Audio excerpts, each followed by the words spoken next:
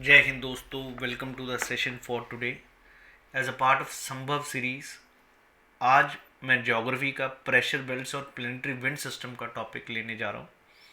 ये एक ऐसा टॉपिक है जो बार बार यूपीएससी, एनडीए, सीडीएस और सीएपीएफ में क्वेश्चंस पूछता रहता है। बेसिक टॉपिक है। विंड सिस्टम एक प्रॉपर क्लैरिटी बन जाती है यार, विंड सिस्टम होता क्या और फिर प्रेशर का क्या रिलेशन है, ये दोनों चीज़ें हम इस सेशन में समझेंगे और कुछ प्रीवियस ईयर क्वेश्चंस भी देखेंगे। कुछ क्या, आप अगर देखें सीडीएस 2013 एक में आया हुआ क्वेश्चन है। उसके बाद ये Hadley cell thermal circulation CDS 2022 का, 2020 का। ये एनडीए में बार बार क्वेश्चंस आए हैं। एनडीए 2006 का आया, एनडीए 2008 का आया हुआ है, फिर ये भी एनडीए का, ये काफ़ी एनडीए, और फिर ये भी एनडीए 2014 एक का क्वेश्चन है। सेम चीज़ सीएपीएफ के पेपर में आ चुके हैं जी क्वेश्चंस। तो बिल्कुल बेसिक टॉपिक है, इंटरेस्टिंग है। 15 मिनट में कवर करेंगे ये विंड सिस्टम को। सबसे पहली चीज़, विंड सिस्टम के लिए जानना बहुत ज़रूरी है। ये जो हम डिस्कस करने जा रहे हैं प्लेनेटरी विंड्स, इस प्लेनेटरी विंड्स का मतलब क्या होता है दोस्त? इसका मतलब होता है ये हमारा सिस्टम कौन सा, प्राइमरी विंड्स जिसको कहते हैं, जो पूरा प्लेनेट कवर करें। और विंड चलने के लिए आप सभी को ये 4 कंडीशंस जानना ज़रूरी है कि विंड हमेशा high pressure to low pressure move करता है। हॉरिजॉन्टल मूवमेंट ऑफ एयर को ही बेसिकली विंड कहते हैं। जब ऐसे चले विंड तो उसको हम कहते हैं विंड। मतलब अगर हॉरिजॉन्टली एयर मूव करे from high pressure to low pressure. यही चीज़ को समझने के लिए सबसे पहले हम अर्थ के ऊपर प्रेशर बेल्ट्स ड्रॉ करेंगे। इक्वेटर पे इक्वेटोरियल लो प्रेशर, पोल्स पर पोलर हाई प्रेशर। इस चीज़ को समझने के लिए ये भी आपको ज़रूरी है समझना कि दोस्त प्रेशर जो है वो डिपेंड किस पे करता है, टेम्परेचर पे। अगर टेम्परेचर ज़्यादा हो तो प्रेशर कम होगा। ये मेरे दोस्त आप शायद गैस लॉ को समझ के ये गलत समझ रहे होंगे, पर ये ज्योग्राफी में ऐसे ही है। जब हवा का तापमान ज़्यादा होगा तो हवा गर्म ऊपर को उड़ती है। आपने धुआं देखा हमेशा ऊपर को उड़ता है, तो नेचुरली नीचे प्रेशर कम होगा, एटमॉस्फेरिक प्रेशर कम होगा। तो इक्वेटर पर गर्मी ज़्यादा, तो इसलिए इक्वेटोरियल लो प्रेशर बेल्ट बनेगी जी। इसी प्रकार यहाँ पर 30 डिग्री पर ट्रॉपिकल हाई प्रेशर बेल्ट है जी। देन यू हैव एज सब पोलर लो प्रेशर बेल्ट, इसको आप सब ट्रॉपिकल कहेंगे। सेम चीज़ यहाँ पर 30 पे सब ट्रॉपिकल हाई प्रेशर बेल्ट, और फिर सब पोलर लो प्रेशर बेल्ट। इस प्रकार ये टोटल 7 प्रेशर बेल्ट्स बनती हैं। अगर हम वैसे देखें लो हाई, ये 7 प्रेशर बेल्ट्स आपको समझना ज़रूरी है, क्योंकि इन्हीं पर विंड सिस्टम चलेंगे। क्लियर है जी? आइए ज़रा देखते हैं जी। ये टोटल हमने 7 प्रेशर बेल्ट्स यहाँ पर बना रखी हैं। याद रखिएगा 0 डिग्री पर लो प्रेशर, और देन 30 डिग्री पर हाई प्रेशर,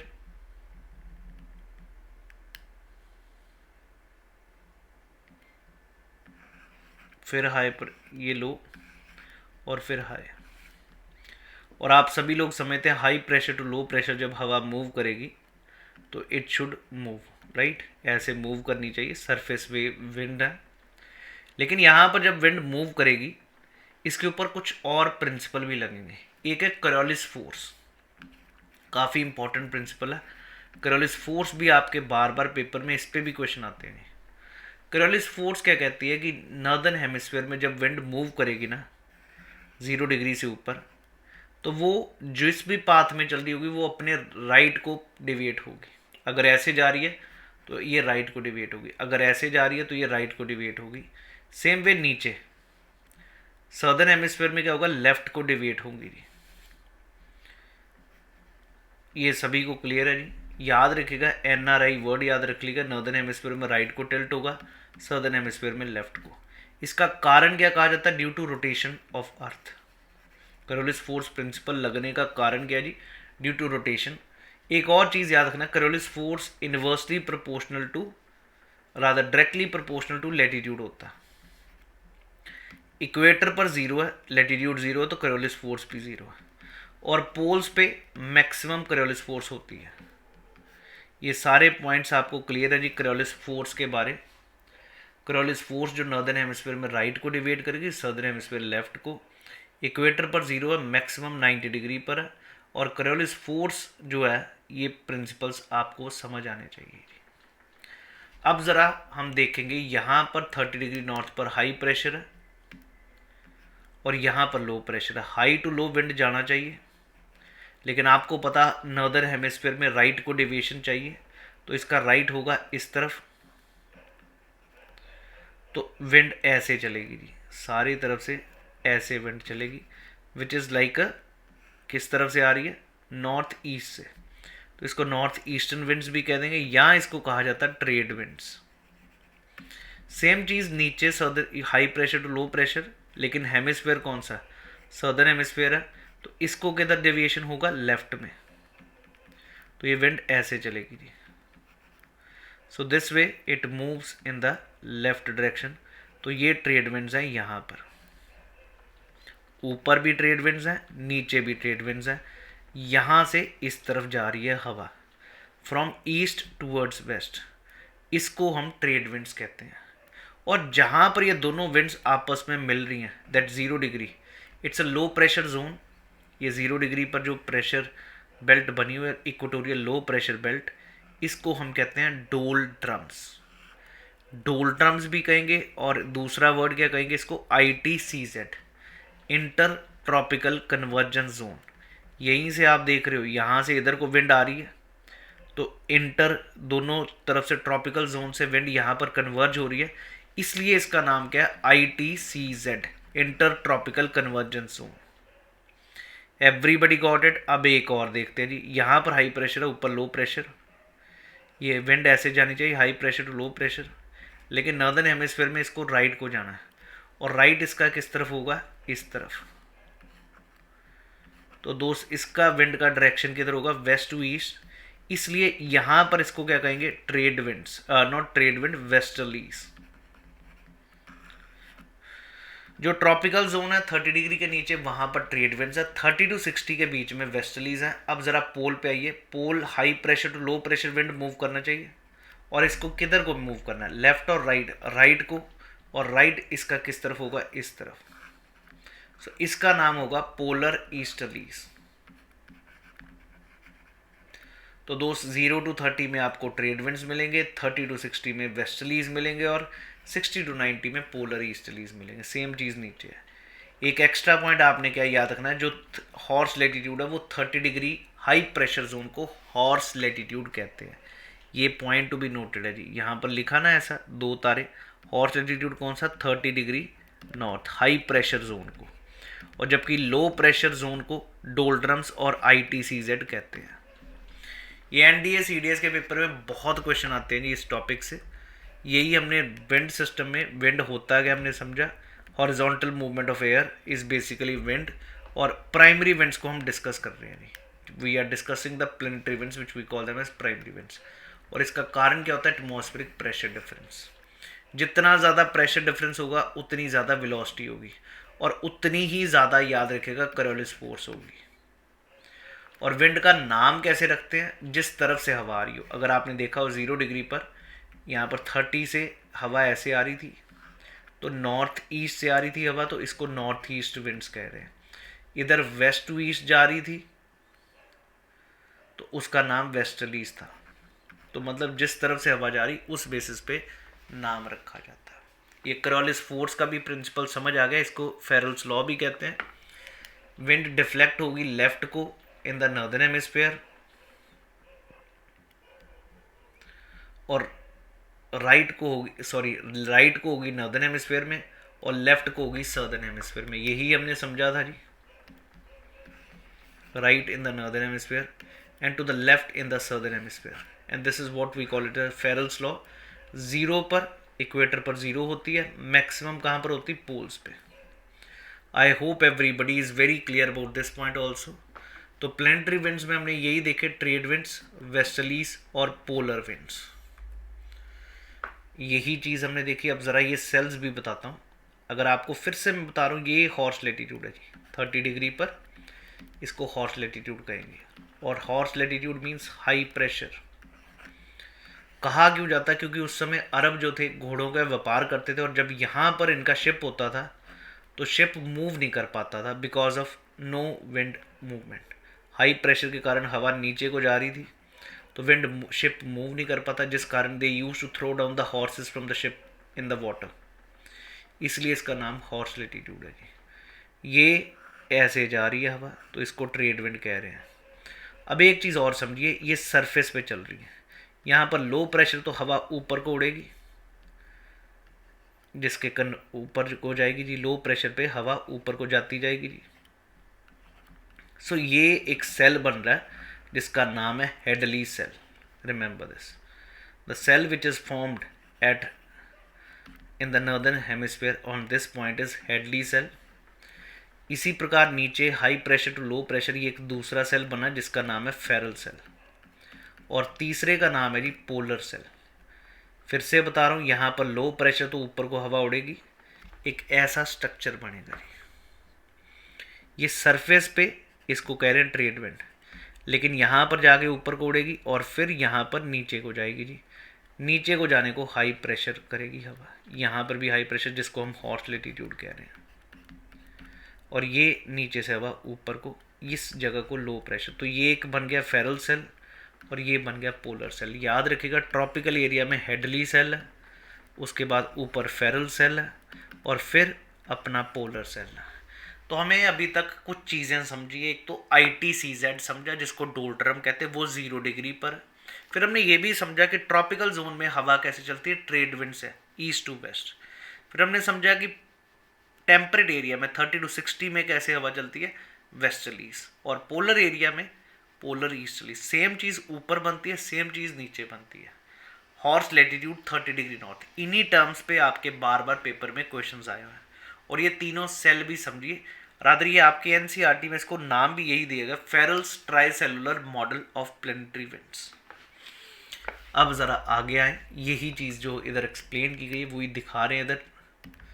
ये सेल समझ आ गए। यहाँ पर लो प्रेशर है ना, तो दोस्त ये अगर देखो,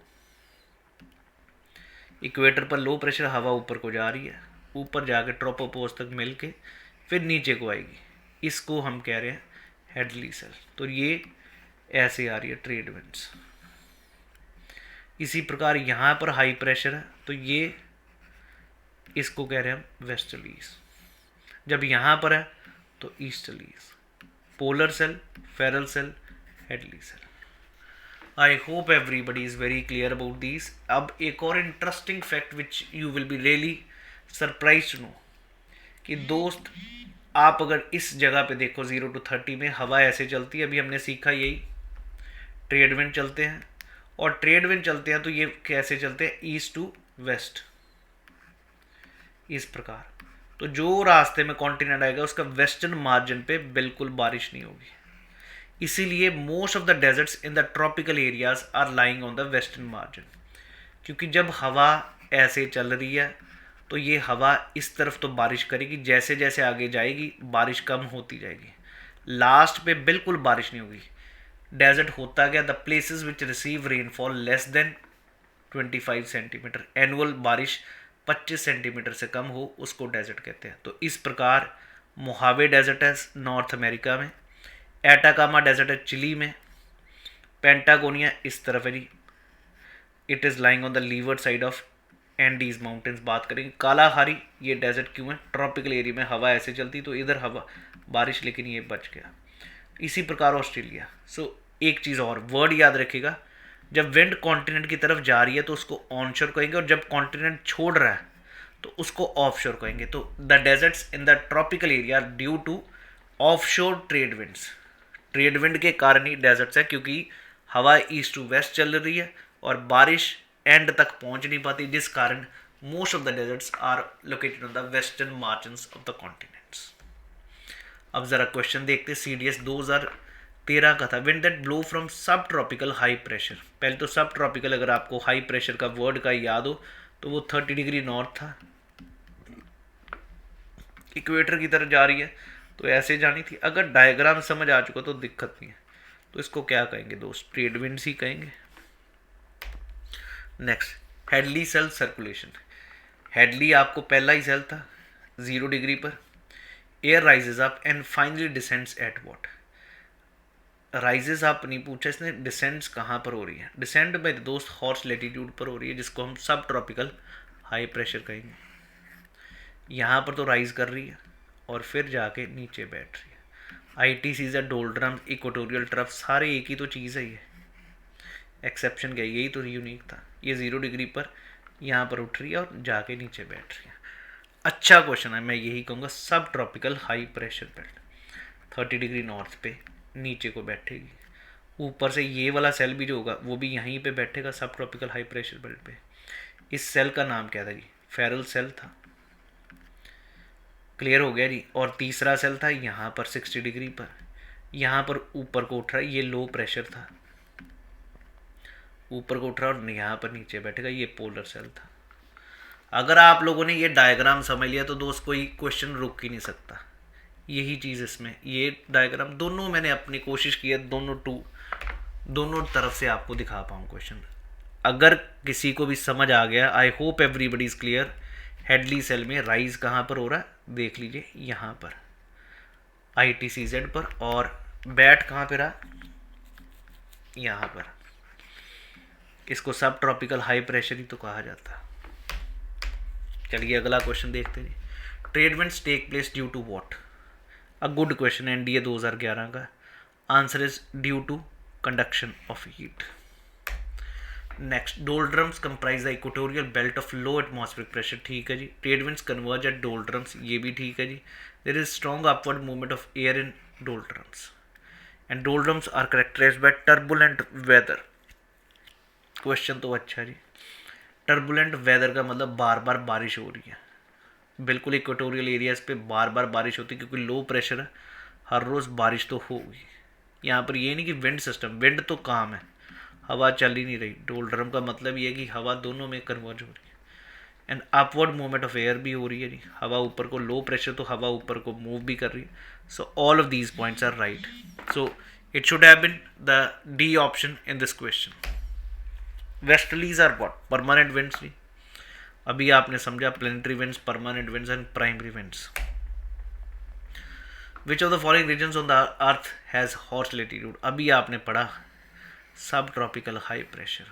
अब कईयों के दिमाग में ना यार ये भी डाउट है, थोड़ा सा क्लियर करना चाहूँगा। अगर अच्छा लगे दोस्त, रिक्वेस्ट है शेयर ज़रूर करिएगा। 23.5 डिग्री है ना, इसको ट्रॉपिकल कहेंगे, लेकिन वाई सब ट्रॉपिकल अगर आप समझो 23.5 टू 66.5 जोन को हम टेम्परेट जोन कहते हैं।